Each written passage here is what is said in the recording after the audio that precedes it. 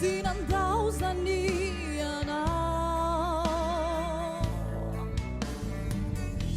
Sinapilazana diteny kely fa tena velany anao Sinandao mihitsy anao anatin'ny mafizatra ny ainanao izany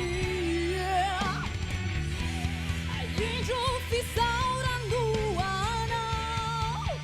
tamireo zay vitanao tsy ho adino koa mandraky izay